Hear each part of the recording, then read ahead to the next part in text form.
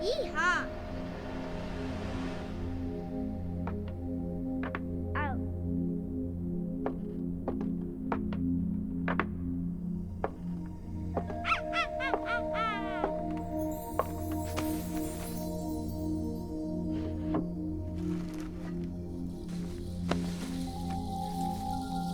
La la la. Ow! Ah! What's this? No. Bow bow. Boop boop. La la la.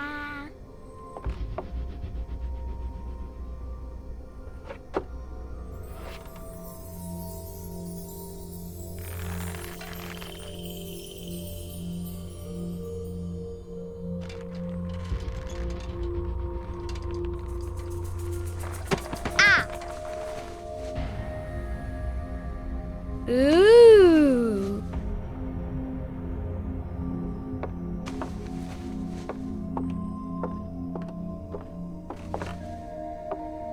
Oh, look! It's a book! Maybe it's a book about pirates with a treasure map. No, I don't think so. I wish that I had seen through all your lies. Oh, start from the beginning, not the middle. And so I decided to pick up my pen to relate the most disturbing episode of my life thus far. It all began early one morning in 1898, when Sherlock Holmes invited me to accompany him on a visit to the Marquis of Conyngham.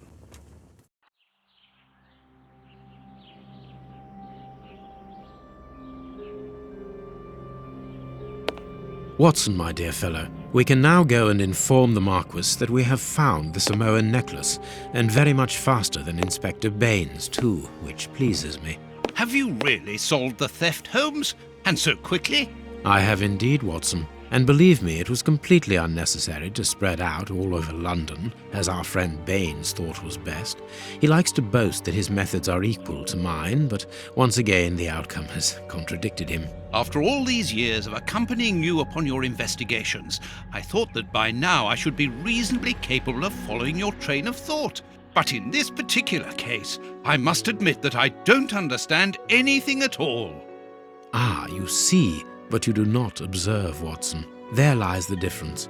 It is a matter of course. A matter of course? In the middle of the night, when everyone is fast asleep, the service bell within that room rings out and alerts the servants. They dress quickly and come running, but the door is locked and there is a strong smell of burning from within. A few seconds later, the master of the house himself, the robbed Marchioness's husband, the Marquis of Conyngham, arrives and unlocks the door using the sole key. A fire has started inside the room, but they have managed to arrive in time to put it out. It is at that moment that the Marquis realizes that the famous Samoan necklace, which had been safe within its glass cabinet only a few hours earlier, has now disappeared. In order to explain, let us confirm my theory before the arrival of Inspector Baines.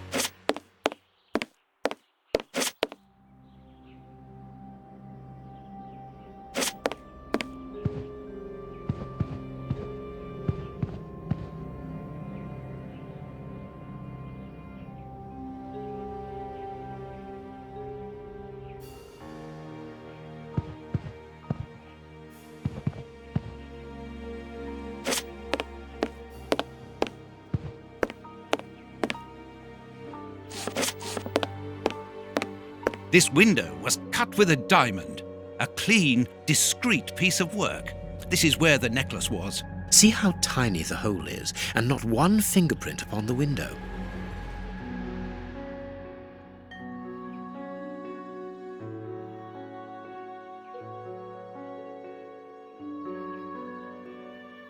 This window was cut with a diamond. See how tiny...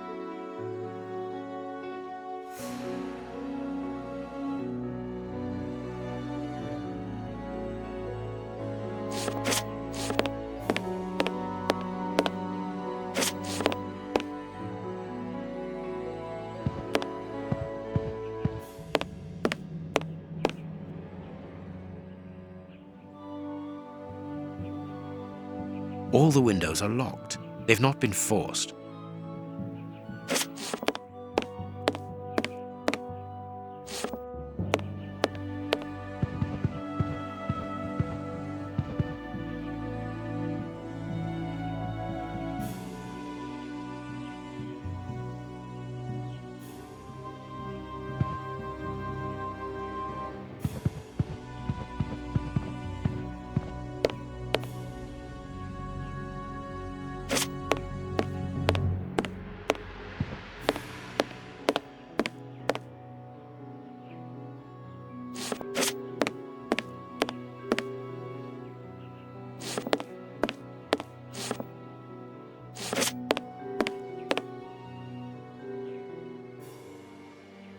A mark undoubtedly made by a diamond. Someone tried to cut the glass, but he was interrupted. Therefore, the thief tried to escape through the window, but he was interrupted.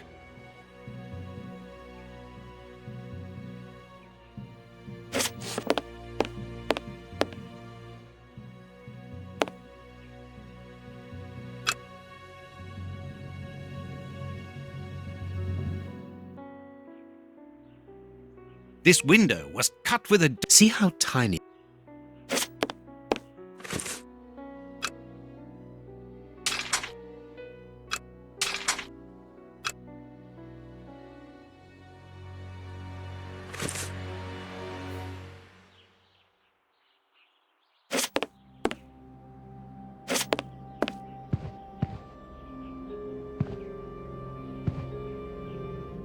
Let us examine the crumpled scores that have fallen off the piano.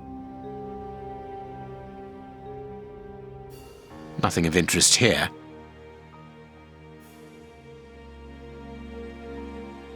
Nothing of interest.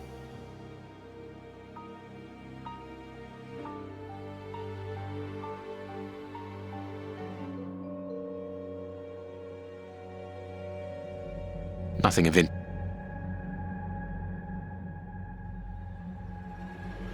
These sooty prints were left by a tiny hand. I don't understand why these music scores are covered with soot.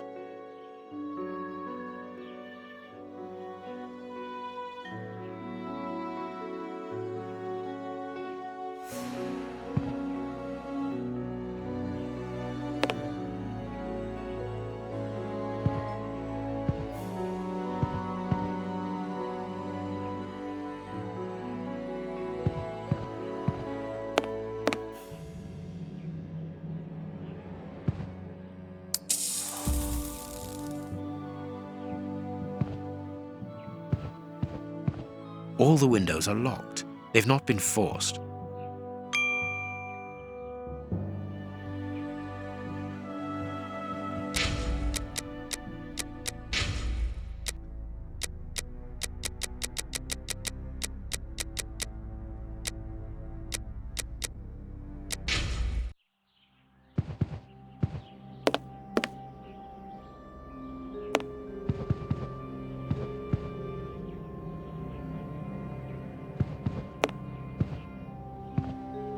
Not very well kept, this aquarium.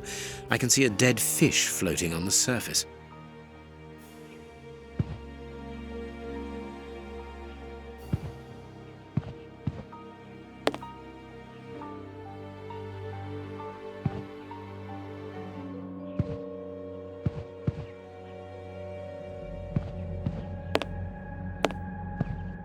This draft screen makes an ideal hiding place. As the theft was committed at night, I conclude that the thief hid himself behind the draft screen and waited until he was alone in the room.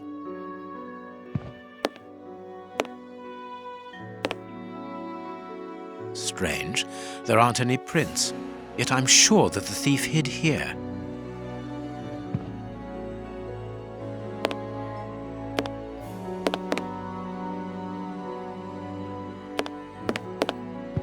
What do you think, Holmes? Let us search the room before the police get here. We might throw some light onto all this.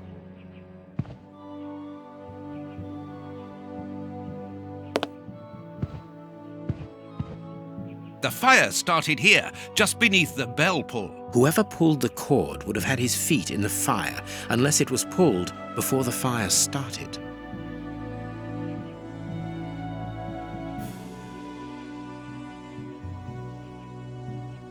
Footprints. You are not going to get on your knees to examine them. There is no need. It is soot. The servants must have trodden in it while they were putting out the fire.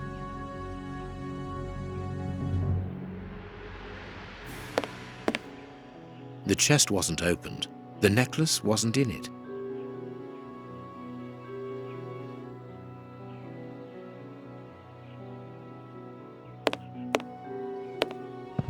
These documents are not very interesting, even though they're addressed to the Minister of Maritime Affairs. The Marquis himself. A candle. It must have fallen from the chandelier.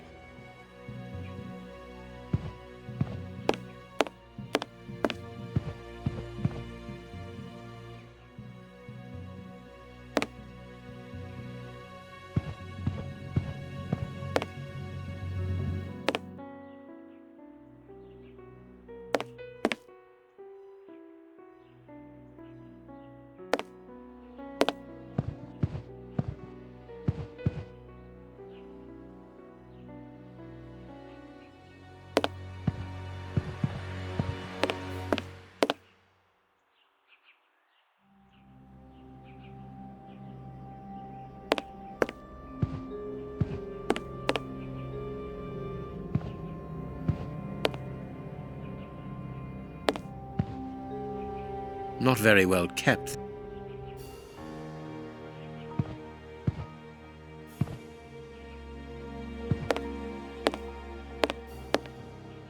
Strange.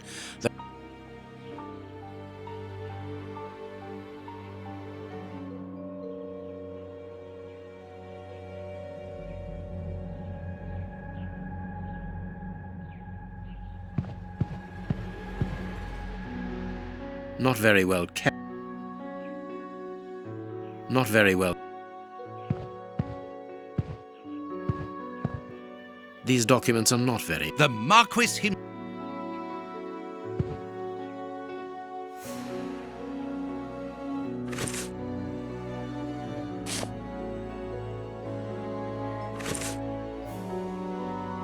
These documents are not very interesting, even though they're addressed. The Marquis. A candle. It must have fallen. A candle.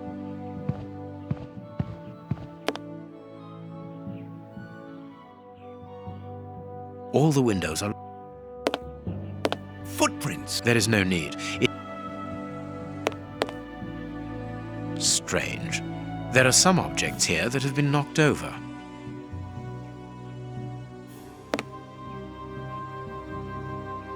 Heading towards his chosen escape route, probably the window, the thief knocked over the stool, which then caught fire. But why didn't he try to put the fire out at once?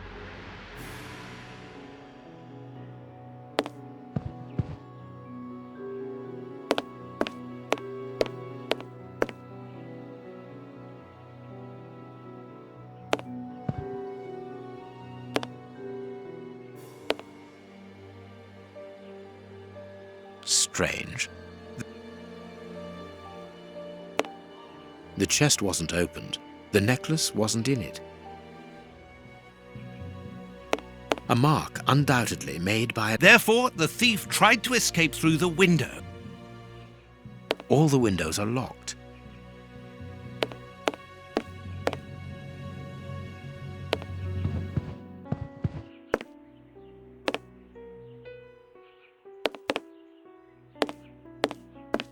When the servants arrived at the door, having been alerted by the bell, they saw evidence of the theft and the fire. This door is very hard to force. The Marquis is the only person to have the key. The thief could not get out through here. Ah, Mr. Holmes. You're already here. Good morning, Inspector. You've arrived just in time. Scotland Yard arrives like the cavalry, always in the nick of time. Ah, but I know that satisfied expression, Mr. Holmes. Have you already solved the case? It's possible. We have retraced the thief's rather unusual footsteps. He is a true acrobat. But what I cannot understand is that when the servants entered the room, there was no one to be seen. An acrobat, perhaps, but an invisible one? I do not think so. The only explanation is that the thief escaped before the servants arrived. I don't know how, but there is no other way. Half a point for the doctor, nil for the inspector. I am pleased to see that you find the situation amusing, Mr. Holmes. Very well then, explain. Dr. Watson was correct when he mentioned acrobatics, but he is mistaken about the nature of the acrobat. As for you, Baines, you're quite incorrect, as the thief was in the room when the servants entered. Explain, for heaven's sake, Mr. Holmes. Watson, how could a thief be missed in the middle of 8 men? I don't know. Because he is very small? Stop teasing us, Holmes. Exactly, because he is small and remarkably agile. You're thinking of a monkey? And a trained monkey at that. Without a doubt, a Leontopithecus rosalia from Central America. The animal had been hidden inside the room for several hours, calmly awaiting the signal from his master. Once night had fallen and the room was empty, a high-frequency whistle alerted the monkey that it was time to begin the procedure for which he had been trained. The monkey emerged from his hiding place and used the point of a diamond to open the glass cabinet and steal the necklace. He headed across to the window by the chimney, but knocked over the stool, which in turn knocked aside the fire guard and started the fire. The frightened monkey jumped from the chimney by swinging from the bell pull, thus alerting the house servants. He then went to the window and began to use his diamond to cut a hole, but was interrupted by the staff trying to gain entry via the door, and he panicked again. He ran across the piano, scattering the music scores onto the floor, before hiding inside the chandelier, knocking over a candle. Finally, the servants and the Marquis entered the room, leaving the door open while they put out the fire. It was during the confusion that our agile little thief made his escape through the doorway. As simple as that. A brilliant explanation. Bravo, Holmes. And the necklace? I can see it from here, my friends. It's right in front of us. We have searched the room from top to bottom, Holmes. How were we unable to find it? Because we paid insufficient attention to the only victim of this affair. What victim? No one is dead? Yes, Watson. A poor goldfish whose destiny was to die, crushed by one of the most precious necklaces in England. The aquarium is just beneath the chandelier. I understand. The little monkey had likely hung the necklace around its neck and lost it when he leapt from the chandelier. The jewels fell into the aquarium, where they remain now.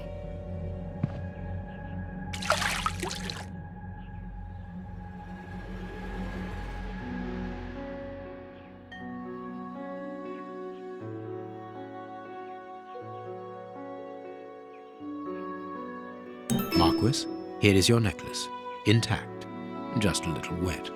Mr. Holmes, this brilliant demonstration does credit to your reputation. Thank you so much, Marquis.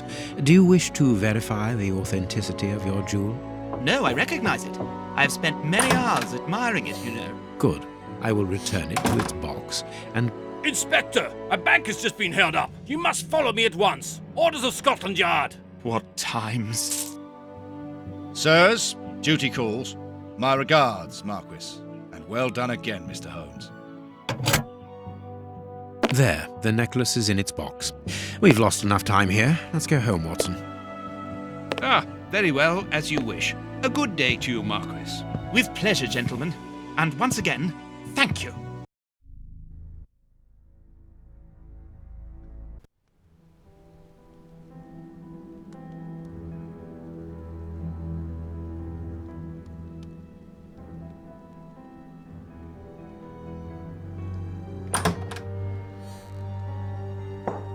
this morning's newspaper. Holmes, have you read this article about you? No, Watson, not yet, and I won't have time to. Read it before you leave. It's outrageous. If you insist.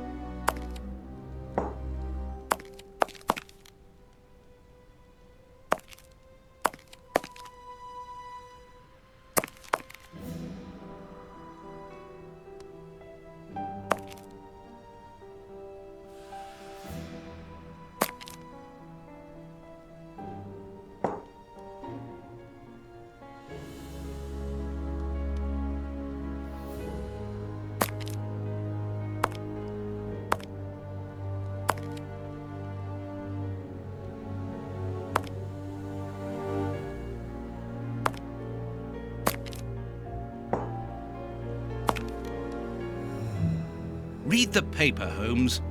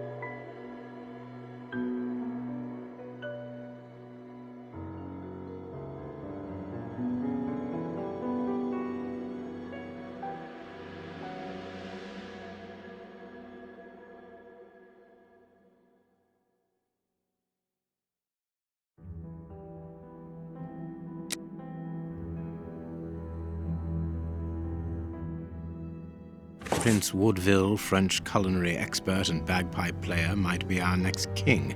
That's not so shocking, my dear fellow. You know exactly to which article I'm referring, Holmes. How can Farley dare to tarnish your reputation like that? You know, Watson, that wherever glory walks, jealousy is bound to follow. As for the forgery of the necklace, I suspect that we shall soon be enlightened in this regard. Come in, Inspector Baines, the door's open. Ah, Mr. Holmes. How did you know I was here?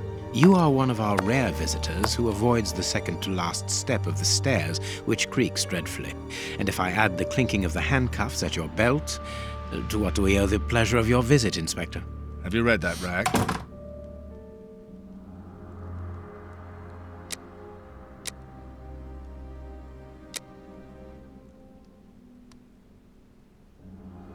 Inspector, I assume that you have the fake necklace with you. It's why you're here. Your superiors would like me to examine it. Indeed. They would like you to confirm or deny putting this fake in the box. Can't that wait? I must go to the house of Lord Peregrine Maitland, the Bishop of Knightsbridge. Inspector, can you explain this slander?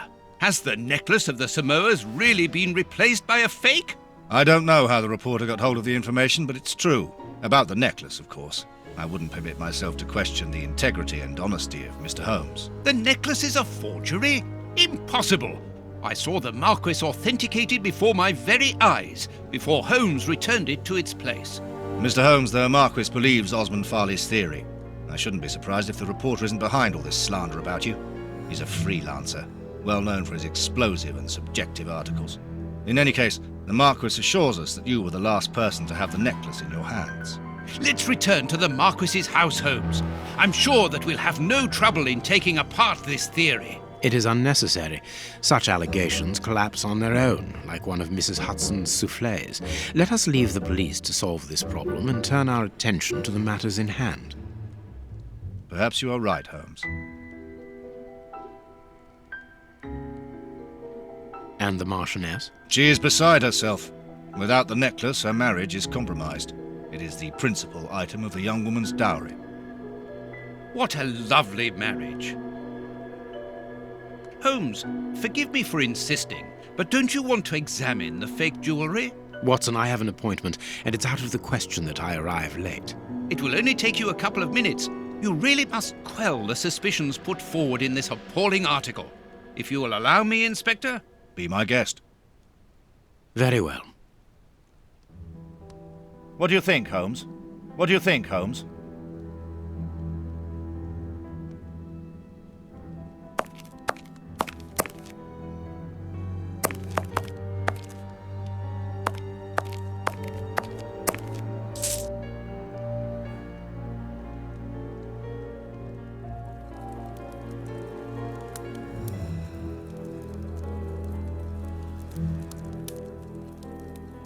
This pearl is a different color.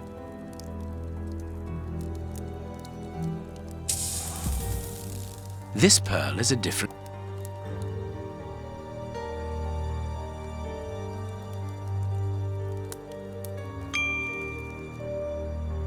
These three pearls are of poor quality.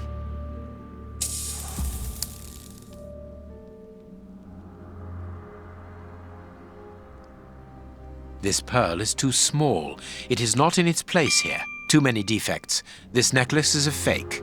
This is nothing but a vulgar copy, and at a glance it would appear that the forger has intended for it to be seen as such. How could we have been fooled by such a blatant imitation? I don't understand. Yes, how is it possible? Holmes, do you have a theory about this? I have absolutely no idea. You insisted that I examine the necklace, and I have done so. Now it is important that I keep my appointment. I'm sure, Inspector, that you will throw some light on this affair. Holmes. You may accompany me, Watson, if you care to do so. Goodbye, gentlemen. I'll keep you informed as to my inquiries. Goodbye, Inspector. You mentioned a bishop, didn't you? Are we going to his home? Yes, the Bishop of Knightsbridge. I put his address on our map of London on my desk. Would you get it for me, please? All right, Holmes.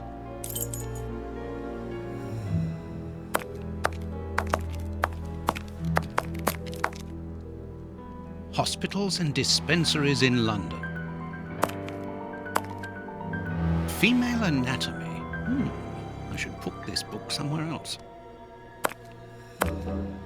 And this is how my dear friend and colleague treats his clients' letters.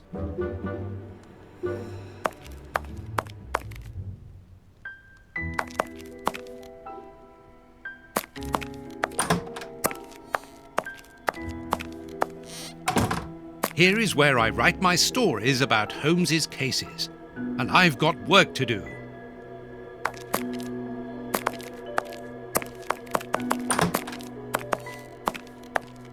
Have you found my map of... I have found...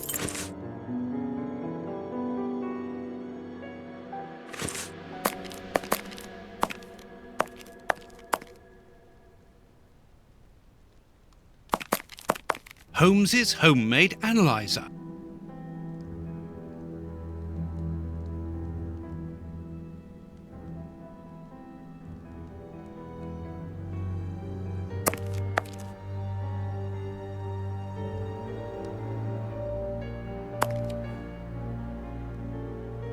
Holmes's homemade... The work table, where Holmes analyzes things.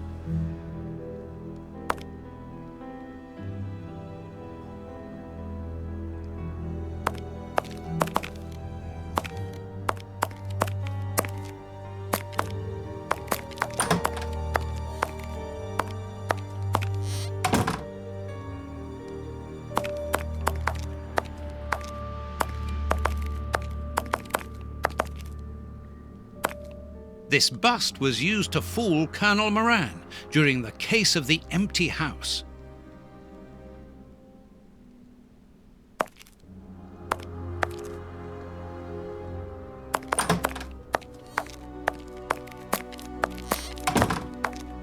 Find the address of the Bishop of Knightsbridge on the map.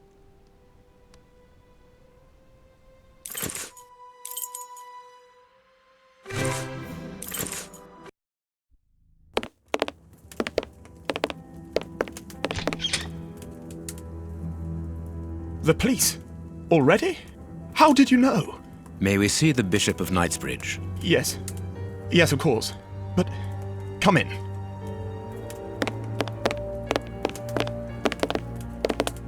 What has happened, Reverend? What? I don't know. It was last night, I think. I only just arrived, and I have made this macabre discovery. My God. How horrible. I haven't called anyone. How did you know that? Holmes, look! The Bishop, appallingly mutilated. How dreadful. Mutilated. And killed. He was such a good man. How could anyone be so brutal? Look at him. He is barely recognizable now. How could any of God's children be responsible for that? They were evidently unworthy children, Reverend. Now do please try to calm yourself and focus, because we will need your assistance.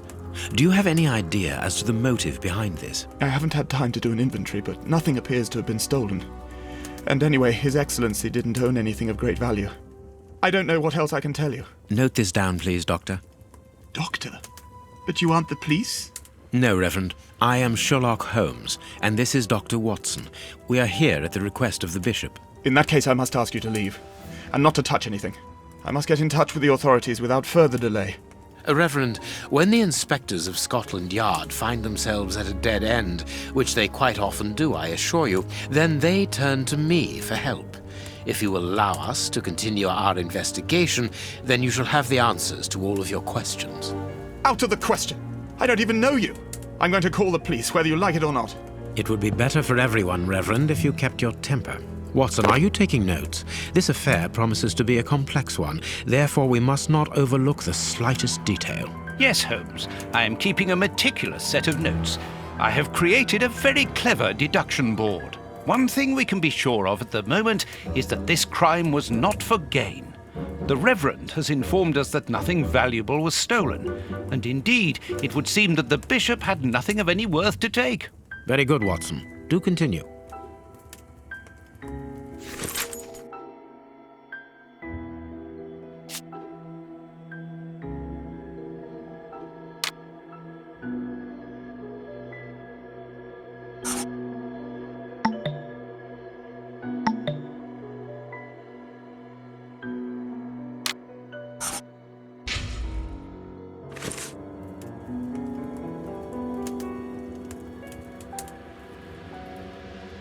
This stove is filled to overflowing.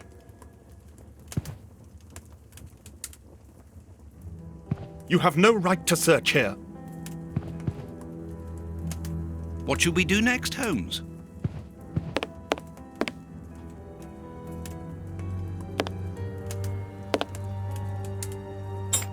A surgical scalpel covered in blood.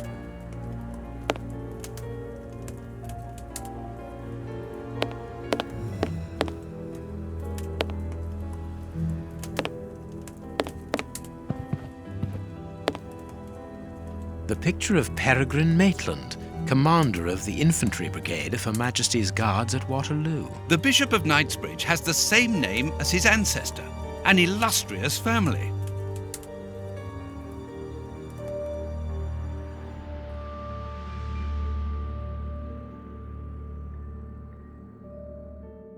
Impossible to open it. I need something. Reverend, I'm missing something, an implement with which to open this chest. Could you tell me where to find it? No! Go to the devil! What are you afraid of, Reverend? What is inside the chest? I'm not afraid of anything. In fact, I do have the necessary implements, but if I have to give them to anyone, it will be to a representative of the law and no one else.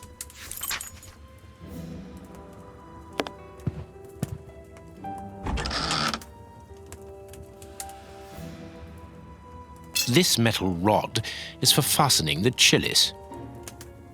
It's a cilice designed to bruise the person wearing it.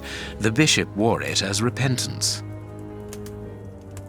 It's a cilice designed to bruise the person wearing it. The bishop wore it as repentance. A whip? No, it is a discipline for self-flagellation. This very pious man must have had the habit of mortifying his flesh as a means of repentance.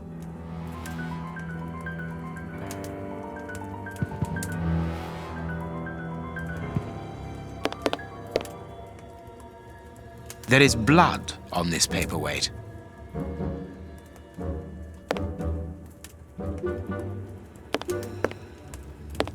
A bottle of whiskey. I can make out fingerprints stained with blood and dirt.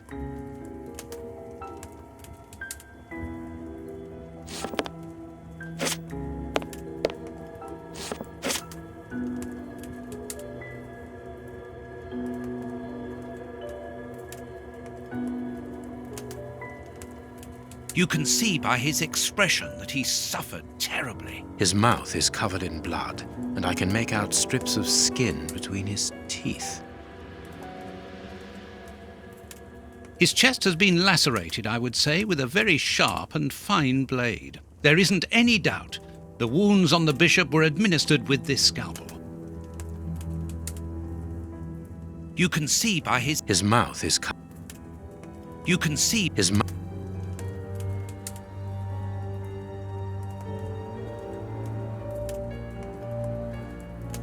The fingers have been crushed and violently struck.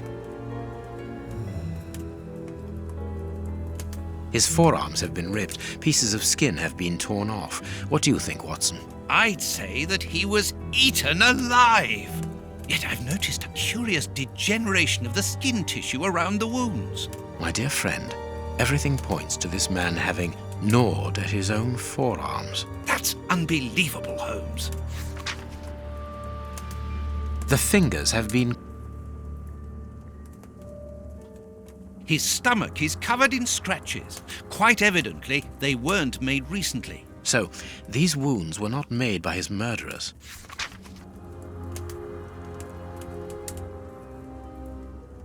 His stomach is... So,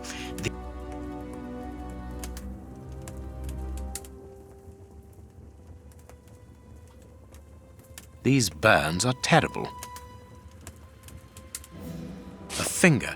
Apparently, it doesn't belong to the Bishop of Knightsbridge. How dreadful. His feet have been... My first impression is that he wears a size 9 shoe. You? But what does it matter, Holmes? A piece of rope that was used to tie up that poor man.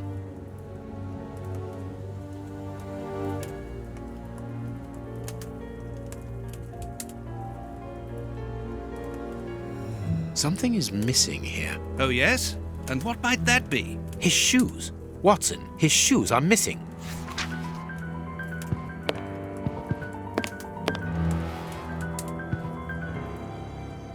A broken file and blood near the neck. What a strange smell. Phew. Chemical components, I think.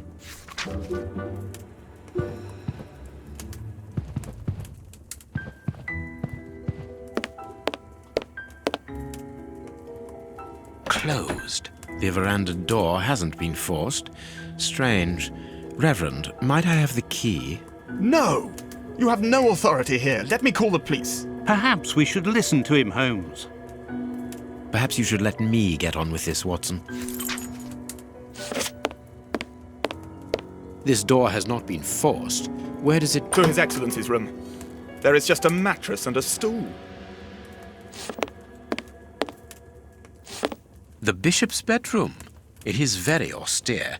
Nothing in particular here.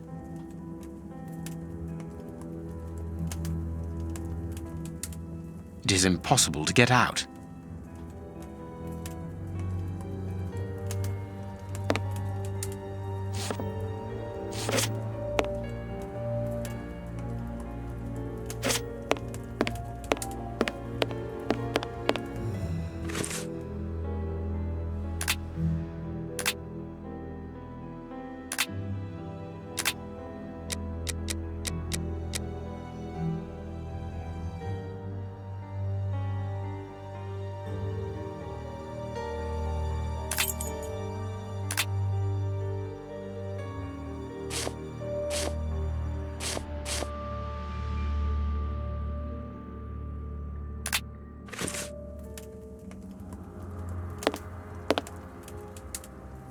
Watch where you're putting your feet, Watson.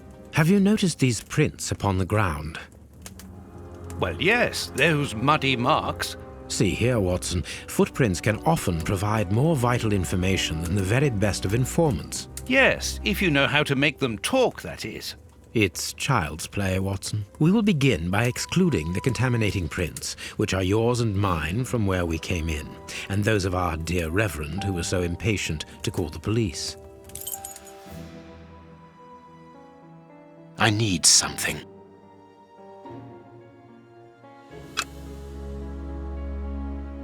Hobnail boots like those worn by laborers. A fragment of stone. Peculiar. Hobnail boots like those worn by laborers. Hobnail boots like those worn by laborers. This print came from an expensive pair of shoes, and it seems recent. It is not a laborer's shoe.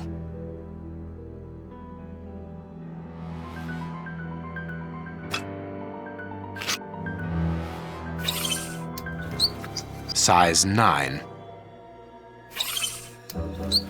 Size 9. Size 9. Size 9. Size 9.5. Size 9.5. Hobnail boots like those worn by labourers.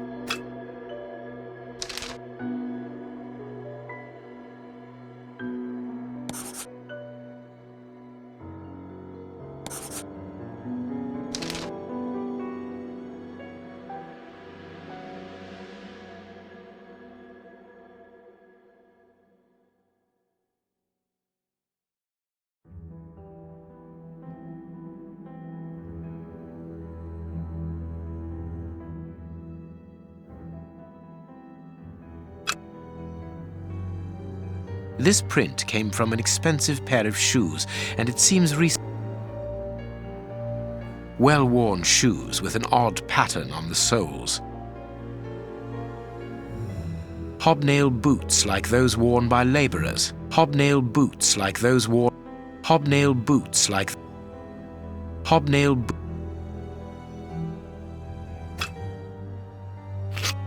Nothing of interest. Size 9. Size 9.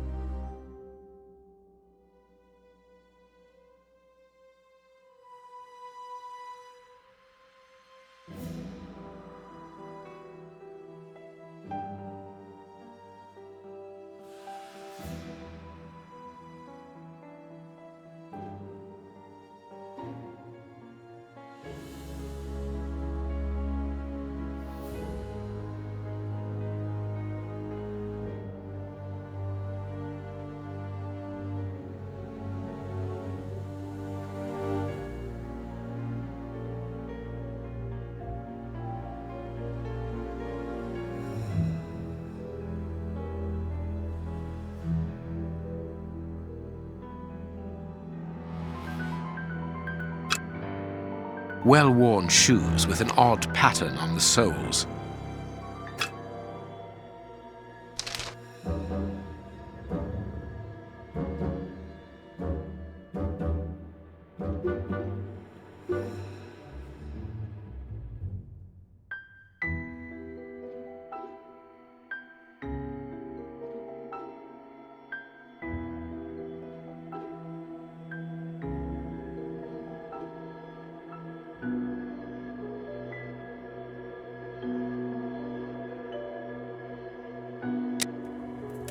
I cannot leave now.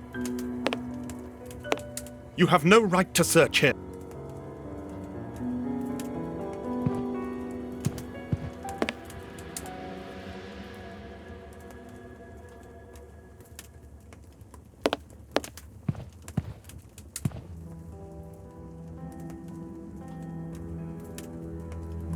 It's a cilice designed.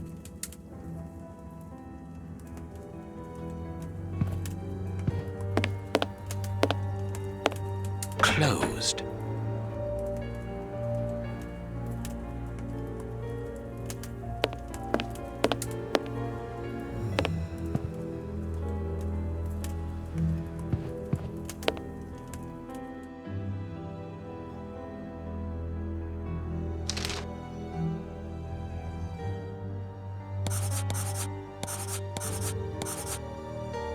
Perfect. We now know that there were 3 crooks.